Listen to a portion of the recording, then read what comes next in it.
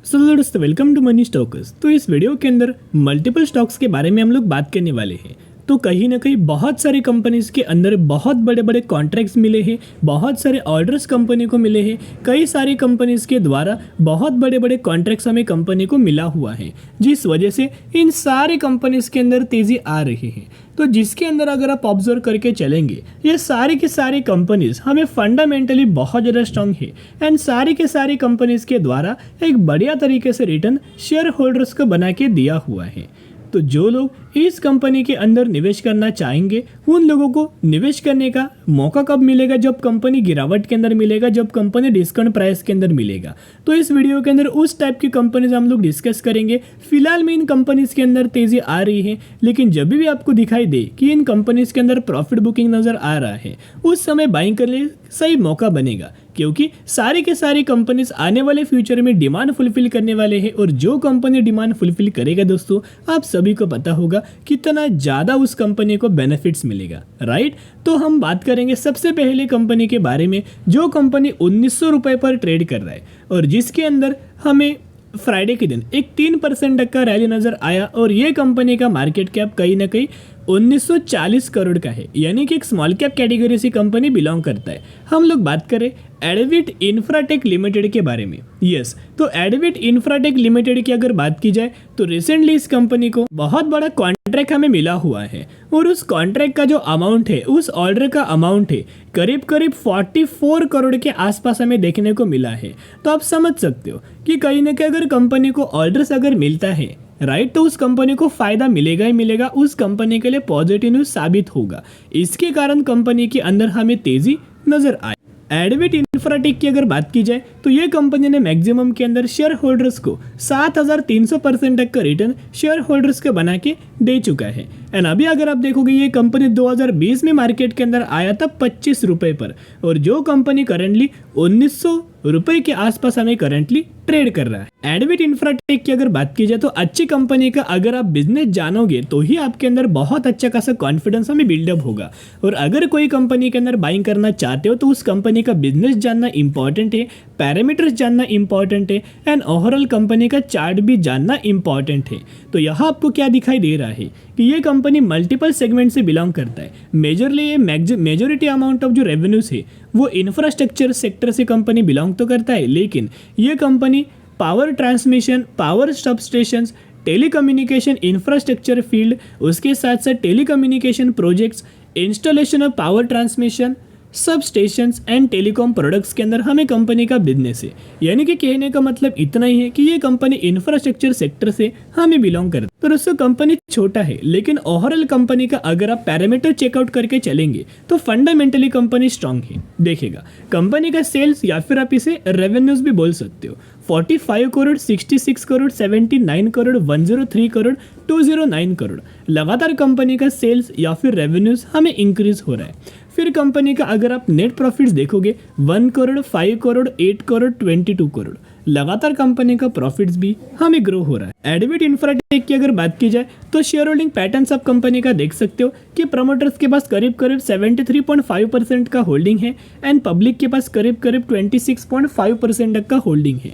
यानी कि यहाँ अगर आप ऑब्जर्व करके चलेंगे तो प्रमोटर्स एंड पब्लिक इस कंपनी के अंदर अच्छा खासा माल हमें बाइंग किया गया है। तो ये कंपनी अभी लगातार दोस्तों तेजी के अंदर मिल रहा है। बल्कि ये नहीं, जितने सारे इंफ्रास्ट्रक्चर रिगार्डिंग कंपनीज सेक्टर से बिलोंग करता है, उन हर एक कंपनी के अंदर तेजी आ रहा है, क्योंकि आप सभी को पता है इलेक्शंस खत्म हो चुका है, और इलेक्शंस के अंदर आपको पता है फिर मोदी गवर्नमेंट आया हुआ है। उस हिसाब से अगर आप देखा जाए तो इलेक्शन आने से पहले या फिर इलेक्शन का रिजल्ट्स आने से पहले जितना ज़्यादा गवर्नमेंट्स का हमें स्टेटमेंट पास आउट हुआ था कि हम लोग रेलवे सेगमेंट के अंदर ध्यान रखेंगे, डिफेंस सेगमेंट के अंदर इन्वेस्ट करेंगे, इंफ्रास्ट्रक्चर सेगमेंट के अंदर इन्वेस्ट करेंगे, रिन्यूएबल एनर्जीज के अंदर इन्वेस्टमेंट होगा, पावर सेक्टर के अंदर इन्वेस्टमेंट होगा, उन सारे कंपनीज को बेनिफिट्स मिलने वाला है।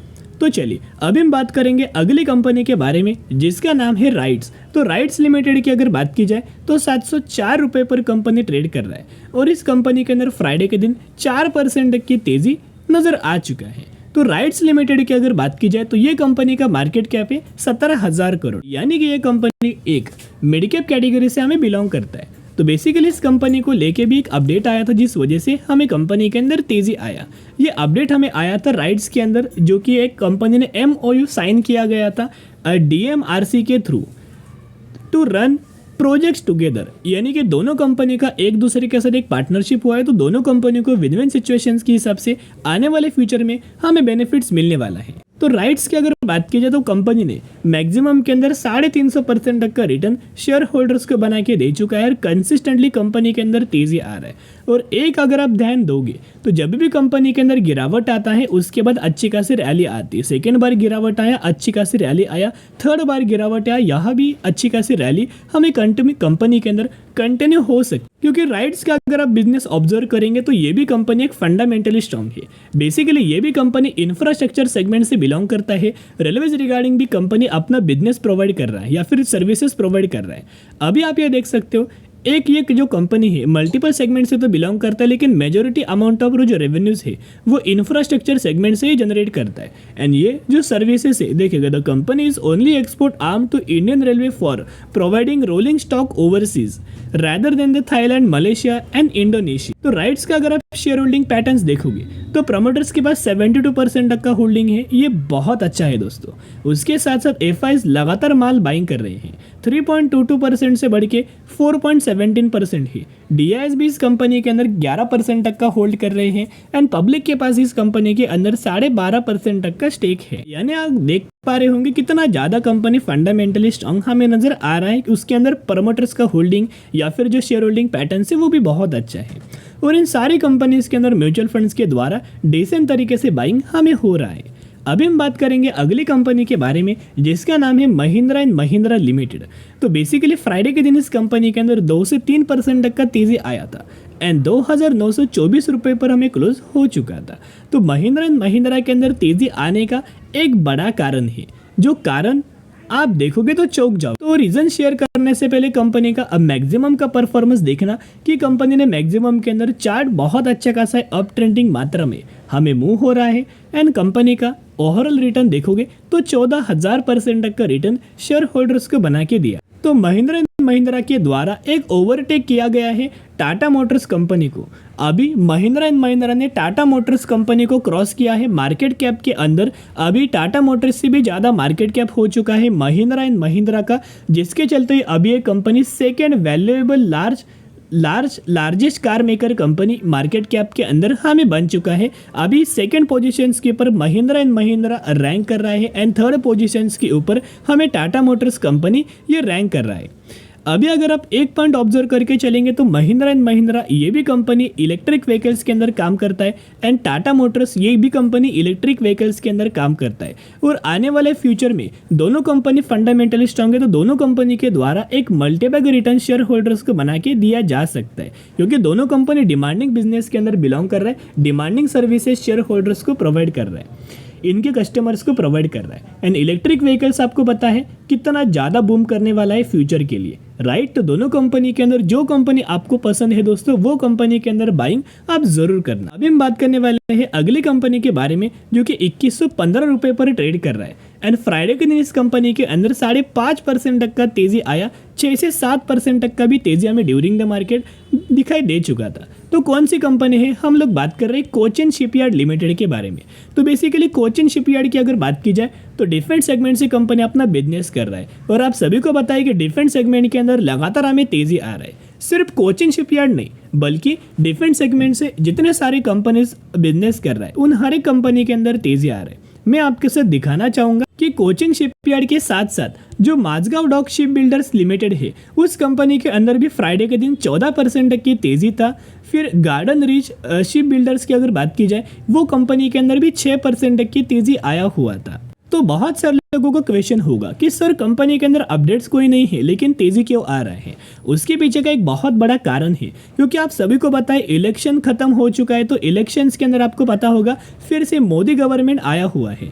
उस हिसाब से अगर आप ऑब्जर्व करके चलेंगे तो मोदी जी के द्वारा जो रिजल्ट्स आने से पहले, इलेक्शन से पहले जो कमिटमेंट हमें दिया हुआ था कि हम लोग इस तरीके से ये स्पेसिफिक सेक्टर के अंदर इन्वेस्ट करेंगे, तो उन सेक्टर के अंदर करंटली इन्वेस्टमेंट हो रहा है। इनके द्वारा रेलवेज के अंदर बहुत बड़ा इन्वेस्टमेंट करने वाले हैं, डिफेंस सेगमेंट के अंदर इन्वेस्टमेंट करने वाले हैं, रिन्यूएबल एनर्जीज के अंदर इन्वेस्टमेंट करने वाले हैं। उसके साथ साथ जो दूसरा सेक्टर है इलेक्ट्रिक व्हीकल्स के अंदर इन्वेस्टमेंट करने वाले हैं, पावर सेक्टर के अंदर इलेक्ट्रिक व्हीकल के चार्जिंग स्टेशंस के अंदर, या फिर और बहुत सारे सेक्टर के अंदर इन्वेस्टमेंट करने वाले हैं। लेकिन मेजरली रेलवेज और डिफेंस सेगमेंट के जितने सारे स्टॉक्स हैं उन स्टॉक्स के अंदर बढ़िया तरीके से बेनिफिट्स हमें मिलने वाला है।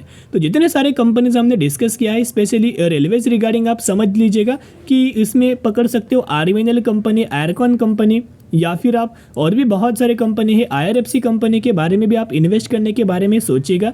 ये सारे कंपनीज के बारे में जो हमने डिस्कस किया है, जब भी ये सारे कंपनीज आपको गिरावट के अंदर मिलेंगे, बाइंग करने का सही मौका बनेगा, तो ज़रूर कंपनी के ऊपर नज़र आप रख सकते हो। तो चलिए आज के लिए इतना ही। अगर आपको ये वीडियो पसंद आए ज़रूर वीडियो को लाइक और चैनल को सब्सक्राइब करके चल सकते हो। फिर मिलेंगे, बाय।